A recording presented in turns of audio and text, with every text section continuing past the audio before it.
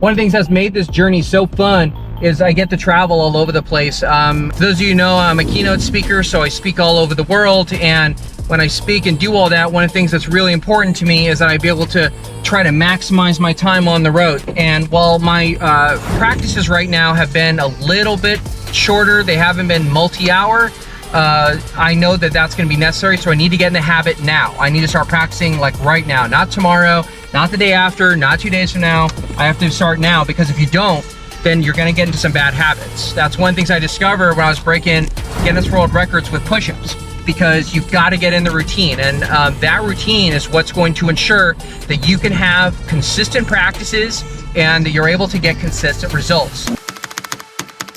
We now live in an age of disasters, and Disaster Patrick is on a mission to prove that if you prepare for disasters, you'll never experience one. You know what I was thinking about? Like, I've become like a CPR athlete, right? So if I'm gonna do this, I have to get really professionalized gear, and there's no place to get professionalized CPR gear, because when I was training and I used to do CPR, you just wore, you know, your cotton shirt, usually your work shirt when I was in EMS. So I used to work in the ambulance services, and so you just wear, you know, your normal work shirt, and then you're wearing your cargo pants and boots, and then you're doing CPR training, right? That's really easy. Well, this is different, because now I'm doing it for so many hours. I was telling people, I was like, literally, I would never even attempt it in cargo pants and a work shirt and boots. So I have to be like super cool. So everything I'm doing has to be developed in a way that shows a tremendous amount of professionalism. So I'm in San Diego right now. So one of the things I've done is I found a great place to get it. I'm gonna go to a local sporting goods store. I'm almost there right now, and I'm gonna go and get some amazing supplies. So while I was on my travels, I figured I would go and stop at a Big Five. There's a lot of equipment I have to get for the world record. Doing 30 hours CPR means I gotta get some different things to protect my wrists, to protect my legs, and so right now I'm on my way to Big Five to grab some equipment that I'm gonna need for the event.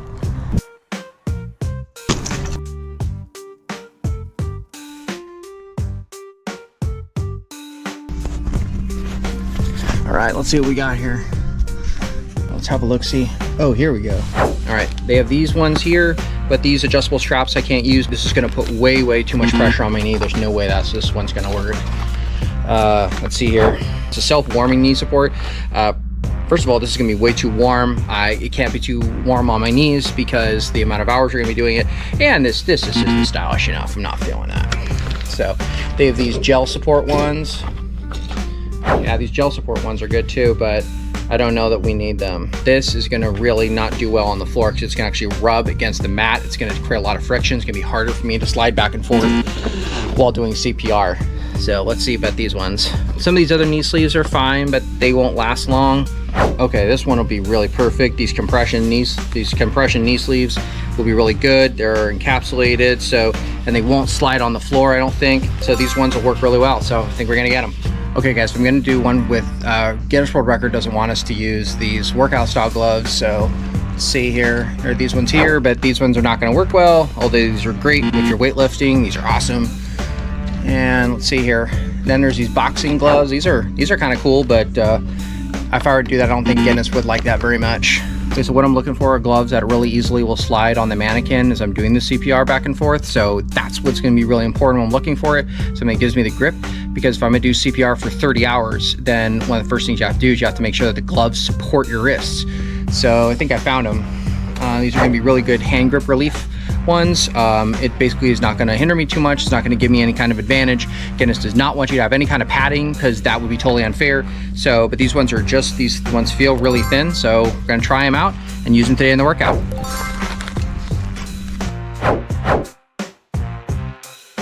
Okay, so I really got hooked up today. So I look forward to trying it out during the next attempt.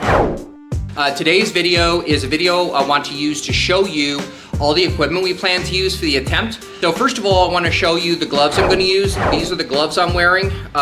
They have no padding in them.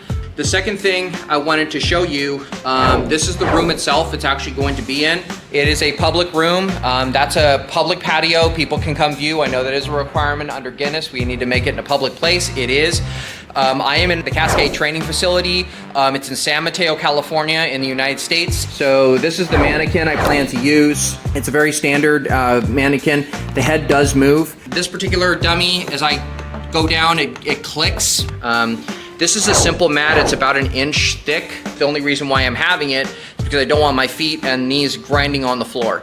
I traditionally have used a plastic barrier. It goes all the way, it lays on the face of the mannequin. We use one of these, and let me show you how that's going to work. So I would put this here, and I would put it over the nose and mouth, just like this, and I would blow into this.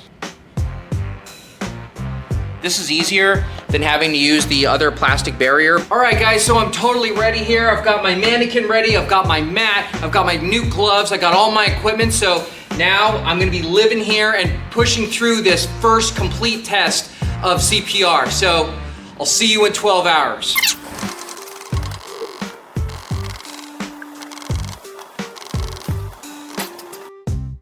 Okay, guys, so I just finished the routine and I learned a bunch of things that I'm gonna have to do this time. My wrists really do hurt. That was pretty rough.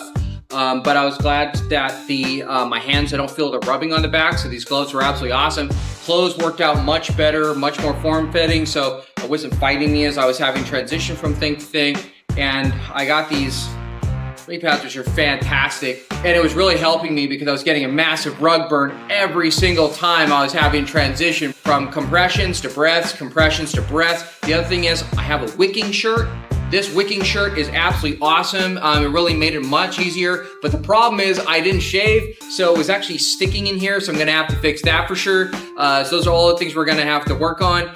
I'm also gonna have to get a fan because it definitely gets hot in here, even with the air conditioning going.